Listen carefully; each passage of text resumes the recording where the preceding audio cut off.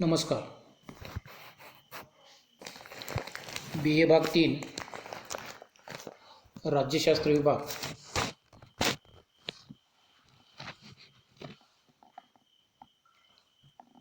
Paper number 10 मधील paper number 10 तुलनात्मक राजकारण या पेपरमधील आपण तिसरा टॉपिक पाहत आहोत. या पेपरमधील पहिला टॉपिक व दुसरा टॉपिक हा भाग आपण यापूर्वी पूर्ण केलेला आहे. तसेच या तिसऱ्या टॉपिकमधील संघराज्य पद्धती यामधील पहिला भाग संघराज्य पद्धतीचा अर्थ व स्वरूप हा भाग आपण कालच्या तासाला पूर्ण केलेला आहे. मॉन्टेस्क्यूच्या सत्ता विभाजनाच्या तत्वानुसार जे काही त्याने कार्यात्मक सत्तेचे विभाजन आणि प्रादेशिकतेच्या तत्वानुसार सत्तेचे विभाजन असे दोन मार्ग सांगितले.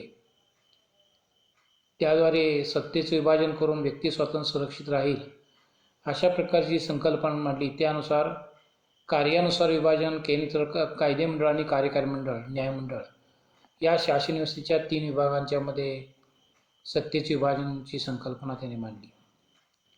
तसंच प्रादेशिकतेच्याद्वारे सत्तेचे विभाजन म्हणजेच संघराज्य आणि एकात्म शासन पद्धती या 2 शासन पद्धती उदयास आल्या. एकात्म शासन पद्धतीमध्ये संपूर्ण देशाचा राज्यकारभार एकाच मध्यवर्ती ठिकाणाहून चालवला जातो. तर संघराज्य शासन पद्धतीमध्ये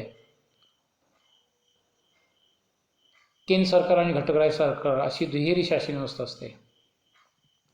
या दुहेरी शासन व्यवस्थेमध्ये अधिकार सत्तेची विभागणी केलेली असते. म्हणजेच ज्या ठिकाणी केंद्र सरकार आणि घटकराज्य सरकार यांच्यामध्ये अधिकार सत्तेची विभागणी झालेली असते तिथं संघराज्य शासन पद्धती उदयास येत असते. संघराज्य शासन पद्धतीचा बाबतीत आपण त्याचा अर्थ आणि त्याची वैशिष्ट्ये किंवा स्वरूप हा भाग पूर्ण केल्यानंतर संघराज्य शासन पद्धतीच्या आवश्यक अटी. संघराज्य शासन पद्धतीचा विचार करत असताना संघराज्य निर्माण होण्यासाठी कोणत्या अटी आवश्यक आहेत किंवा कोणते घटक कारणीभूत आहेत याचा या ठिकाणी आपल्याला विचार करायचा आहे. संघराज्य शासन पद्धतीमध्ये दुहेरी शासन पद्धती असल्यामुळे केंद्र सरकार आणि घटकराज्य सरकार अशा 2 शासन पद्धती उदयास येत असतात. आणि अशा प्रकारची संघराज्य शासन पद्धती निर्माण होण्यासाठी कोणकोणते घटक कारणीभूत असतात याचा विचार केल्यास पहिला मुद्दा जो येतो तो म्हणजे भौगोलिक सलगता. संघराज्यामध्ये एक मध्यवर्ती सरकार आणि छोटी छोटी घटकराज्य असणाऱ्या घटकराज्यांचे प्रादेशिक सरकार असे 2 सरकार असतात. त्यामुळे संघराज्य निर्माण होण्यासाठी जी छोटी छोटी प्रादेशिक घटकराज्य आहेत ती सलग असली पाहिजेत, लगत असली पाहिजेत किंवा एकमेकाच्या जवळ असली पाहिजेत. कारण प्रशासन करत असताना सलगता नसेल अशा भूप्रदेशावर प्रशासन करणं फार अडचणीचं समस्याचं होऊ शकतं. तसंच त्यांच्यामध्ये अंतर असेल 2 किंवा त्यापेक्षा जास्त घटकराज्यांच्यामध्ये तर त्यामध्ये वेगवेगळ्या घटकराज्यांच्या भाषा, संस्कृती, लिपी अशा वेगळ्या असू शकतात.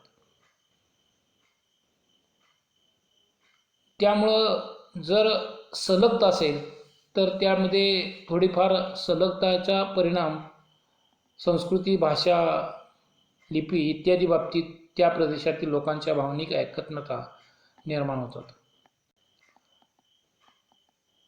एका लगत भूप्रदेश नसेल तर संघराज्य शासन पद्धतीमध्ये अनेक अडचणी समस्या निर्माण होत असतात. आणि त्यामुळं भौगोलिक सलगता लोकांच्यामध्ये एका मोठ्या घटकराज्यात मोठ्या राज्यामध्ये राहण्याची इच्छा त्यामुळे निर्माण होत नाही. यासाठी भौगोलिक सलगता असणाऱ्या वेगवेगळे राज्य आहेत छोटी छोटी राज्ये ही सलग असावीत, लगत असावीत.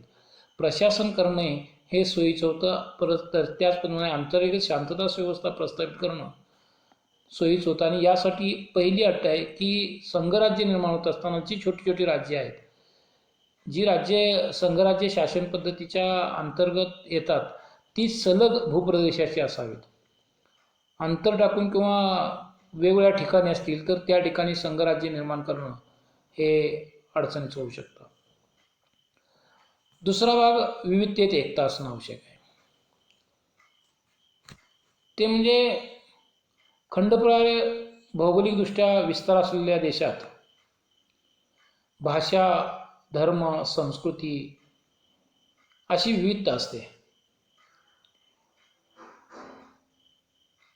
प्रत्येक घटक राज्याच्या प्रादेशिक विविधतेचा, स्वायत्तेचा मान राखून एकता निर्माण करणं, एकात्मता निर्माण करणं हे संघराज्य शासन पद्धतीमध्ये अत्यंत आवश्यक असतं. आणि त्यामुळं भौगोलिक सलगतेप्रमाणेच विविधतेत एकता, जी काही विविधता असेल वेगवेगळ्या घटक राज्यांच्यामध्ये, त्यांच्यामध्ये कशा पद्धतीने एकता निर्माण करता येईल याचा विचार त्यामध्ये असेल तर त्या ठिकाणी संघराज्य निर्माण होऊ शकतं आणि ते टिकू शकतं. त्याचप्रमाणे घटक राज्यांच्या बाबतीत विषमतेचा अभाव असावा. संघराज्य शासन पद्धतीमध्ये जे काही घटक राज्य आहेत त्या घटक राज्यांच्या दृष्टिकोनातून संघराज्य शासन पद्धतीमध्ये राज्यांच्यामध्ये विविधता असते आणि त्या विविधतेमध्ये एकता निर्माण करताना अनेक प्रश्न निर्माण होतात. आणि त्यासाठी विषमता होऊ नये. संघराज्य निर्माण करणाऱ्या छोट्या छोट्या राज्यांच्यामध्ये फार मोठ्या प्रमाणात जर विषमता असेल तर ते संघराज्य निर्मितीला पोषक नसते. छोट्या राज्यांच्या आकार, त्यांची लोकसंख्या, त्यांची आर्थिक स्थिती इत्यादी बाबतीत साधारणतः समानता असावी तर ते संघराज्याला पोषक ठरते. या बाबतीत विषमता असल्यास, राज्यांच्या मध्ये विषमता असल्यास तर त्यांच्यातील एखादं बलवान राज्य दुसऱ्या राज्यांना, कमकुवत राज्यांना नियंत्रित करण्याची शक्यता असते.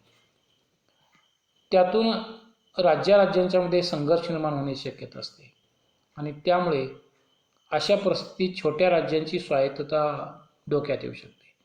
यासाठी राज्यांची परिस्थिती ही साम्य असावी. लोकसंख्येच्या बाबतीत, त्याचप्रमाणे आर्थिक परिस्थितीच्या बाबतीत, आकार विस्तारांच्या दृष्टिकोनातून अति मोठी राज्ये प्रभावी ठरतात. उदाहरणार्थ भारतीय राजकारणामध्ये उत्तर प्रदेशाचा प्रभाव पडतो, त्यामुळे छोट्या राज्यांचं महत्त्व त्या ठिकाणी कमी होतं. यासाठी राज्यांच्यामध्ये विषमता नसावी ही भूमिका अमेरिकन संघराज्य असेल, स्वित्झर्लंड संघराज्य असेल यामध्ये स्वीकारले दिसून येते. कारण त्यामध्ये द्वितीय सभागृहामध्ये प्रत्येक घटक राज्यांना समान प्रतिनिधी पाठवण्याचा अधिकार दिलेला आहे. जर विषमता असेल, एका राज्याला मोठं राज्य आहे म्हणून त्याला महत्त्व कमी, एखादं राज्य लहान आहे म्हणून त्याला कमी महत्त्व, अशी विषमता निर्माण केली तर संघराज्याला त्यामुळे धोका निर्माण होतो. छोट्या राज्यांची स्वायत्तता धोक्यात येऊ शकते. त्याचप्रमाणे चौथा मुद्दा येतो तो म्हणजे सामाजिक व राजकीय दृष्टिकोनातील साम्य. छोट्या राज्यांचा सामाजिक व राजकीय दृष्टिकोन एकच प्रकारचा असेल तर त्यांचे संघराज्य यशस्वी होते. एखाद्या राज्यात लोकशाही शासन पद्धती असेल आणि दुसऱ्या राज्यात हुकुमशाही शासन पद्धती असेल, अशी मतभिन्नता असणारी राज्ये संघराज्यात एकत्र राहू शकत नाहीत. आपल्याला माहीत आहे की भारतीय संघराज्याचं उदाहरण घेतलं तर भारतात केंद्रामध्ये सुद्धा संसदीय शासन पद्धती स्वीकार केला, राज्यामध्ये सुद्धा तीच शासन पद्धती स्वीकारली आहे. किंवा अमेरिकेत जर विचार केला तर अमेरिकेत संपूर्ण देशात लोकशाही शासन पद्धतीचा स्वीकार केला आहे. म्हणजे राजकीय दृष्टिकोन, सामाजिक दृष्टिकोन हा एक असेल तर ते संघराज्य चांगल्या प्रकारचं टिकू शकतं. त्यासाठी सामाजिक व राजकीय दृष्टिकोन यामध्ये साम्य असणारी राज्ये संघराज्यात येऊ शकतात आणि त्यामुळे संघराज्य निर्माण होऊ शकतात. तिसरा मुद्दा येतो तो म्हणजे छोट्या राज्यांच्या बाबतीत आर्थिक स्वायत्तता. त्यामध्ये छोट्या राज्यांना संघराज्यामध्ये राहावं, छोट्या राज्यांची एक गरज म्हणून त्या ठिकाणी संघराज्याची निर्मिती होणं आवश्यक आहे. छोट्या छोट्या राज्यांना एकत्र येऊन संघराज्य निर्माण करण्याची गरज वाटली पाहिजे. छोट्या देशांना परकीय आक्रमणाची भीती असते. ती राज्ये एका संघराज्यात दाखल झाल्यास त्यांचा संरक्षणाचा प्रश्न सुटू शकतो. छोटी छोटी राज्ये एकमेकांना सहकार्य देऊन सर्वांची आर्थिक स्थिती किंवा प्रगती करू शकतात. एकमेकांच्या सहकार्याने आंतरराष्ट्रीय व्यापार वाढू शकतात.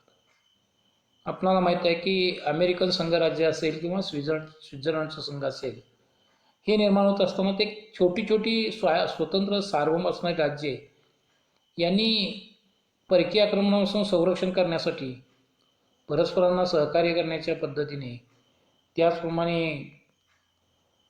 जे काही आर्थिक प्रश्न असतील ते सोडवण्यासाठी या छोट्या छोट्या राज्यांनी एकत्र येऊन संघराज्य निर्माण केले दिसून येतं. म्हणजे संघराज्य निर्माण होण्यासाठी छोट्या राज्यांना तशी गरज वाटली पाहिजे की आपण संरक्षणाच्या दृष्टिकोनातून एकत्र आलं पाहिजे, किंवा आर्थिक प्रश्न आहेत, आर्थिक प्रश्न सोडवण्यासाठी एकत्र आलं पाहिजे, किंवा जी काही परस्पर सहकार्याची गरज आहे ती गरज भागवण्यासाठी एकत्र आलं पाहिजे. अशा प्रकारची भावना निर्माण झाली तर ते संघराज्य निर्माण होऊ शकतं. अन्यथा त्या ठिकाणी संघराज्याला समस्या येऊ शकतात. संघराज्य निर्माण होत असताना तशा प्रकारची भूमिका त्यामध्ये असणं आवश्यक आहे. त्याचप्रमाणे संघराज्यामध्ये लोकांचं पाठबळ असलं पाहिजे.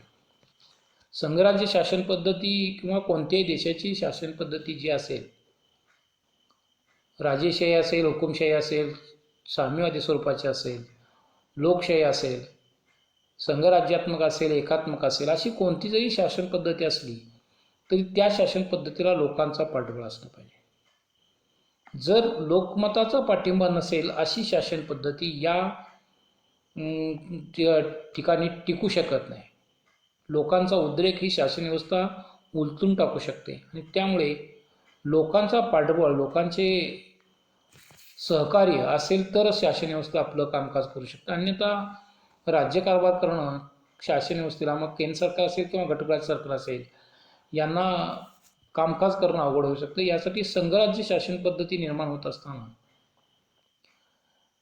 लोकमताचा पाठिंबा, नागरिकांची तशा प्रकारची इच्छा पाहिजे. छोट्या छोट्या राज्यातील नागरिक राजकीयदृष्ट्या जागरूक असणं आवश्यक आहे. त्यांना आपलं राज्य स्वतंत्र असावं असं वाटतं, त्याप्रमाणे त्यांच्या मोठ्या आकाराच्या राज्यांचे सुद्धा त्यांना फायदे मिळत असतात. त्यामुळे नागरिकांची इच्छा किंवा लोकांचं पाठबळ ही सुद्धा एक अत्यंत महत्त्वाचा घटक आहे की संघराज्य निर्माण होण्यासाठी नागरिकांची तशी मानसिकता असली पाहिजे. एका संघराज्यामध्ये, एका संपूर्ण मोठ्या राज्यामध्ये छोटी छोटी राज्ये किंवा छोटी छोटी राज्यांचे प्रदेश हे एकत्र राहतील अशा प्रकारची मानसिकता असणं आवश्यक आहे. त्यामुळे संघराज्य निर्माण व्हायचं असेल तर लोकांचं पाठबळ, लोकांची इच्छा हा घटक अत्यंत महत्त्वाचा आहे. पुढचा जो घटक येतो तो म्हणजे प्रादेशिक शाश्वती किंवा स्वायत्तता.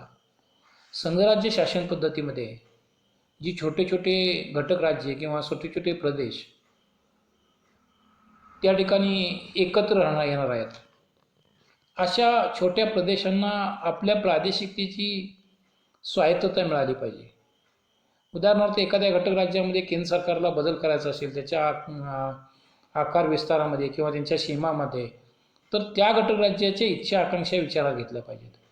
डायरेक्ट केंद्र सरकारने एखाद्या घटक राज्याचे विभाजन करून 2 घटक राज्ये निर्माण केली तर ते त्या प्रादेशिक विभागाची जी काही स्वायत्तता आहे ती नष्ट होईल. स्वायत्ततेच्या दृष्टिकोनातून त्यांना कुठल्याही प्रकारचं महत्त्व राहणार नाही आणि त्या भूमिकेतून संघराज्य शासन पद्धतीमध्ये प्रादेशिक जे छोटी छोटी राज्ये आहेत त्यांची प्रादेशिकता जपता आली पाहिजे, कारण त्यामध्ये प्रादेशिक अस्मिता फार मोठ्या असतात. लोकांच्या प्रादेशिक अस्मिता जोपासण्याचे कार्य आज राजकीय पक्ष, प्रादेशिक राजकीय पक्ष फार मोठ्या प्रमाणात करतात आणि त्यामुळं प्रादेशिक अस्मिता, प्रादेशिक शाश्वती, स्वायत्तता हे संघराज्याच्या दृष्टिकोनातून महत्त्वाचं आहे आणि ते प्रादेशिक स्वायत्तता मिळणं आवश्यक आहे. अमेरिकेच्या संघराज्यामध्ये घटक राज्यांना प्रादेशिक स्वायत्तता दिलेली दिसून येते. त्यानंतर संघराज्य निर्माण होण्यासाठी लिखित राज्यघटना असली पाहिजे. संघराज्य शासन पद्धतीमध्ये केंद्र सरकार आणि घटक राज्य सरकार अशी जी दुहेरी शासन व्यवस्था असते, त्यामध्ये जी काही अधिकार सत्तेची विभागणी झालेली असते, ती अधिकार सत्तेची विभागणी लिखित राज्यघटनेद्वारे केलेली असली पाहिजे. तोंडी किंवा मोगाम अशा प्रकारचं संघराज्य निर्माण होत असताना अशा प्रकारची चर्चा किंवा अशा प्रकारचे अधिकार सत्तेची विभागणी करणं अयोग्य नाही. त्यासाठी जी काही केंद्र सरकारचे अधिकार आहेत ते केंद्र सरकारचे अधिकार स्पष्ट स्वरूपात लिखित असावेत. राज्य सरकारचे अधिकार कोणते ते लिखित असावेत. आधुनिक कालखंडामध्ये आपण ज्या ज्या घटक राज्यांचा विचार करणार आहोत, ज्या संघराज्यांचा विचार करणार आहोत, त्या सर्व संघराज्यांच्यामध्ये राज्यघटना ही लिखित आहे आणि त्यामध्ये केंद्र सरकार आणि घटक राज्य सरकार यांचे अधिकार सत्तेची विभागणी स्पष्ट स्वरूपात लिखित ठेवलेली आहे. त्याचप्रमाणे लिखित राज्यघटनेप्रमाणेच अधिकार सत्तेची विभागणी हा एक संघराज्य निर्मितीसाठी अत्यंत आवश्यक घटक आहे. केंद्र सरकार आणि घटक राज्य सरकार यांच्यामध्ये अधिकार सत्तेची विभागणी झालेली असावी. केंद्र सरकारचे अधिकार कोणते आणि घटक राज्यांचे अधिकार कोणते हे स्पष्ट स्वरूपात त्या ठिकाणी राज्यघटनेमध्ये लिखित असावं. संघराज्य व्यवस्थेमध्ये लिखित राज्यघटनेप्रमाणेच अधिकार सत्तेची विभागणी हा एक अत्यंत आवश्यक घटक आहे. भारतीय संघराज्याचा विचार करता केंद्र सूची, राज्य सूची, समवर्त सूची या 3 सूच्यांच्या आधारे भारतीय संघराज्यात अधिकार सत्तेची विभागणी झालेली आहे. अमेरिकेच्या बाबतीत जर आपण पाहिलं तर मध्यवर्ती सरकारचे अधिकार आणि घटक राज्यांचे अधिकार त्यांच्या मर्यादा दोन्हींच्या या ठिकाणी राज्यघटनेमध्ये स्पष्ट स्वरूपात केलेले आहेत. केंद्र सरकारचे अधिकार त्याच्या मर्यादा, घटक राज्यांचे अधिकार त्याच्या मर्यादा, अशा पद्धतीने अमेरिकन संघराज्यामध्ये सुद्धा सत्तेची विभागणी, अधिकार सत्तेची विभागणी हा संघराज्य शासन पद्धतीचा फार मोठा घटक आहे. अधिकार सत्तेची विभागणी नसेल तर त्या ठिकाणी संघराज्य निर्माण होणार नाही. याचप्रमाणे अधिकार सत्तेची विभागणी केलेली आहे, लिखित राज्यघटना आहे, पण ती राज्यघटना लवचिक असेल तर त्याचाही परिणाम होऊ शकतो. कारण केंद्र सरकार सातत्याने घटना दुरुस्ती करून घटक राज्यांचे अधिकार कमी करण्याचा किंवा नष्ट करण्याचा प्रयत्न करेल. यासाठी लिखित राज्यघटनेप्रमाणेच परिदृढ राज्यघटना हे एक अत्यंत आवश्यक घटक असणं आपण मानता येईल. राज्यघटना दुरुस्त कशी केली जाते, दुरुस्त करण्याची पद्धत कोणती, यावरून राज्यघटना परिवर्तनीय आहे का परिदृढ आहे किंवा ताठर आहे हे निश्चित होत असतं. संघराज्य शासन पद्धती निर्माण होण्यासाठी राज्यघटना ही परिदृढ स्वरूपाची असावी लागते. भारतीय अमेरिकन राज्यघटनेचा जर आपण विचार केला तर जगात पहिलं संघराज्य निर्माण होणारे अमेरिका हा देश आहे आणि या देशामध्ये राज्यघटना ही परिदृढ स्वरूपाची आहे. अमेरिकेच्या राज्यघटना दुरुस्ती करण्यासाठी केंद्रीय कायदेमंडळाच्या दोन्ही सभागृहामध्ये 2/3 मताने घटना दुरुस्तीचे विधेयक पास व्हावे लागते. तसंच एकूण घटक राज्यांच्या 3/4 घटक राज्यांची मान्यता असावी लागते तरच घटना दुरुस्ती होते. त्यामुळंच अमेरिकेच्या राज्यघटना दुरुस्तीच्या घटना दुरुस्ती अत्यंत कमी झाल्याचे उदाहरण आपल्याला दिसून येतं. भारतीय राज्यघटना जरी साध्या बहुमताने घटना दुरुस्ती पद्धत लवचिक असली तरी सुद्धा भारतीय राज्यघटनेमध्ये विशेष घटना दुरुस्तीची पद्धत केंद्रीय कायदेमंडळाच्या दोन्ही सभागृहाच्या 2/3 आणि एकूण घटक राज्यांच्या निम्म्यापेक्षा जास्त घटक राज्यांची मान्यता असेल तर घटना दुरुस्तीची पद्धत स्वीकारली जाते. ज्या ज्या देशामध्ये संघराज्य शासन पद्धती स्वीकारली आहे त्या देशामध्ये संघराज्य शासन पद्धतीची राज्यघटना ही परिदृढ स्वरूपाची असावी तरच संघराज्य शासन पद्धती टिकू शकते आणि ती निर्माण होऊ शकते असं आपल्याला दिसून येतं. त्याचप्रमाणे संघराज्य शासन पद्धतीचा आवश्यक घटक म्हणून या ठिकाणी न्यायमंडळाचे स्वातंत्र्य व श्रेष्ठत्व. केंद्र सरकार आणि घटक राज्य सरकार यांच्यामध्ये जे अधिकार सत्तेची विभागणी लिखित राज्यघटनेनुसार झालेली असते, राज्यघटना परिदूर स्वरूपाची असली तरीसुद्धा राज्यघटनेचे संरक्षण करण्यासाठी न्यायमंडळ हे सर्वश्रेष्ठ असलं पाहिजे आणि ते स्वतंत्र असलं पाहिजे. स्वतंत्र याचा अर्थ कायदेमंडळ कार्यकारी मंडळ यांच्यापासून ते स्वतंत्र असलं पाहिजे. न्यायाधीशांना निपक्षपाती निर्भीडपणे न्यायदान करता आलं पाहिजे. न्यायाधीशांच्यावरती नियंत्रण किंवा बंधन असेल तर त्या ठिकाणी न्यायाधीश निपक्षपाती निर्भीडपणे न्यायदान करू शकणार नाहीत. आणि त्या दृष्टिकोनातून राज्यघटनेचं संरक्षण व्हावं, केंद्र सरकार आणि घटक राज्य सरकार यांच्यामध्ये जी काही अधिकार सत्तेची विभागणी झालेली आहे त्याचं संरक्षण व्हावं, यासाठी न्यायमंडळ हे कायदेमंडळ आणि कार्यकारी मंडळापेक्षा स्वतंत्र असावं. तसंच न्यायमंडळ सर्वश्रेष्ठ असावं. न्यायमंडळाचे निर्णय सर्वश्रेष्ठ, न्यायमंडळाच्या निर्णयानुसार त्या ठिकाणी कायदेमंडळ आणि कार्यकारी मंडळाला करावं लागेल.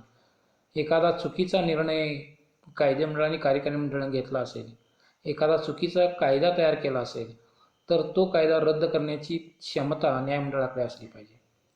घटक राज्यांच्या अधिकार क्षेत्रावरती केंद्र सरकारने अतिक्रमण केलं असेल तर ते रद्द करण्याचे कार्य केलं पाहिजे. आणि लिखित राज्यघटनेचं संरक्षण करणं, राज्यघटनेच्या विसंगत एखादा कायदा केला असेल तर तो कायदा रद्द करणं, यासाठी न्यायमंडळास न्यायालयीन पुनर्वलोकनाचा अधिकार असणं आवश्यक आहे. अमेरिका असेल, भारत असेल, या देशातील न्यायमंडळास न्यायालयीन पुनर्वलोकनाचा अधिकार आहे. त्यामुळं त्या ठिकाणच्या संघराज्याचं संरक्षण होऊ शकतं. म्हणजेच संघराज्य शासन पद्धती निर्माण होण्यासाठी न्यायमंडळाचे स्वातंत्र्य आणि न्यायमंडळाचे श्रेष्ठत्व हा घटकसुद्धा अत्यंत महत्त्वाचा आहे. त्याचप्रमाणे संघराज्य शासन पद्धतीच्या निर्मितीसाठी एक अट सांगता येईल की आपल्याला द्विग्रही कायदेमंडळ असलं पाहिजे. संघराज्य शासन पद्धतीमध्ये जनतेचे प्रतिनिधित्व करणारे सभागृह आणि घटक राज्यांचे प्रतिनिधित्व करणारे सभागृह असे द्विग्रही कायदेमंडळाची तरतूद असावं. जनतेचे प्रतिनिधी सभागृह जे असेल, जनतेचे प्रतिनिधित्व ज्या सभागृहात असतात त्या ठिकाणी जनतेच्या इच्छा आकांक्षानुसार राज्यकारभार करण्याची भूमिका त्यांची राहील. तर घटक राज्याचे प्रतिनिधित्व करणारे सभागृह जे असेल ते घटक राज्यांचे अधिकार हक्क सुरक्षित राखण्याचे कार्य त्या सभागृहातून होऊ शकेल. एखादा कायदा, एखादं विधेयक, एखादा शासनाचा निर्णय घटक राज्यांच्या अधिकार सत्तेवर अतिक्रमण करणारा असेल तर सभागृहामध्ये घटक राज्यांची बाजू मांडण्यासाठी त्या ठिकाणी प्रतिनिधी असले पाहिजेत. घटक राज्याचे प्रतिनिधित्व करणारं सभागृह असलं पाहिजे. या भूमिकेतून अमेरिकेत सिनेट हे सभागृह घटक राज्यांचे प्रतिनिधित्व करतं, तर प्रतिनिधी सभागृह हे जनतेच्या प्रतिनिधित्व करताना दिसून येतं. तसंच अर्थात सिनेट सभागृहामध्ये सुद्धा जनतेचे प्रतिनिधी जातात, पण घटक राज्याचे प्रतिनिधित्व करणारं सभागृह मांडलं जातं. भारतामध्ये लोकसभा हे जनतेचे प्रतिनिधित्व करणारं सभागृह आहे, तर राज्यसभा हे घटक राज्याचे प्रतिनिधित्व करणारं सभागृह आहे. अशा प्रकारे दोन सभागृह या ठिकाणी अत्यंत महत्त्वाचे आहेत. वरिष्ठ सभागृह हे घटक राज्याचे प्रतिनिधित्व करतं, घटक राज्यांचे हक्क अधिकार सुरक्षित राखण्याचे कार्य करताना आपल्याला दिसून येतं. शेवटचा महत्त्वाचा आणि अत्यंत महत्त्वाचा मुद्दा म्हणजे संघराज्य निर्मितीसाठी नेतृत्व हे फार महत्त्वाचे आहे. नेतृत्व संघराज्य निर्मितीला आणि ते संघराज्य टिकवून ठेवण्यास योग्य अशा नेतृत्वाची आवश्यकता असते. अमेरिकेमध्ये जॉर्ज वॉशिंग्टन असेल, बेंजामिन फ्रँकलिन असेल, यासारख्या नेत्यांनी अमेरिकेचं संघराज्य निर्माण करण्यामध्ये आणि ते टिकवून ठेवण्यामध्ये अत्यंत मोलाची भूमिका पार पाडली दिसून येते. संघराज्य शासन पद्धत टिकवण्याची भूमिका केंद्रातील आणि घटक राज्यातील नेतृत्वाची इच्छाशक्ती असणं आवश्यक आहे. जर संघराज्यातून फुटून बाहेर पडण्याची इच्छाशक्ती सातत्याने व्यक्त केली आणि केंद्रातील नेतृत्वाने सुद्धा घटक राज्यांच्या नेतृत्वाचा, घटक राज्यांच्या अधिकार हक्कांचा त्या ठिकाणी अवमान करण्याचा प्रयत्न केला तर संघराज्य टिकू शकणार नाही. त्यामुळे संघराज्य निर्मितीमध्ये संघराज्याचं नेतृत्व हे संघराज्याला अनुकूल असं पाहिजे. संघराज्य टिकवून ठेवण्यासाठी, निर्माण करण्यासाठी आणि टिकवून ठेवण्यासाठी तशा प्रकारचं नेतृत्व असेल तरच संघराज्य शासन पद्धती टिकू शकते. अन्यथा संघराज्याचं रूपांतर एकात्म पद्धतीने होऊ शकतं. परिणामतः एकात्म शासन पद्धतीमध्ये लोकशाहीपेक्षा हुकुमशाहीच्या दृष्टिकोनातून वाटचाल होऊ शकते. जे केंद्रातील सरकार घटकराज्यांचा विचार न करता, प्रादेशिक घटकांचा विचार न करता त्या ठिकाणी केंद्रातील अधिकार सत्तेचा वापर करून घटकराज्यांचे अधिकार नष्ट करण्याचा प्रयत्न करते. आणि त्यामुळं नेतृत्व हा सुद्धा संघराज्य निर्मितीमधील एक महत्त्वाचा घटक आहे. संघराज्य निर्मितीच्या ज्या अटी आहेत, निर्मितीसाठी आवश्यक अटी आहेत, त्यामध्ये नेतृत्वाची कौशल्य हा सुद्धा एक आवश्यक घटक आहे की त्यामुळे संघराज्य निर्माण होऊ शकेल आणि ते टिकू शकेल. अन्यथा संघराज्य शासन पद्धती टिकवणं, निर्माण करणं हे अशक्य आहे असं आपणास म्हणता येईल. अशा प्रकारे आपणास संघराज्याच्या आवश्यक अटी या ठिकाणी आपल्याला सांगता येतील. या ठिकाणी थांबतो. यामध्ये अजूनही एक मुद्दा येतो, संघराज्यासमोरील आव्हाने. हा भाग आपण पुढच्या तासाला पाहणार आहोत. थँक्यू.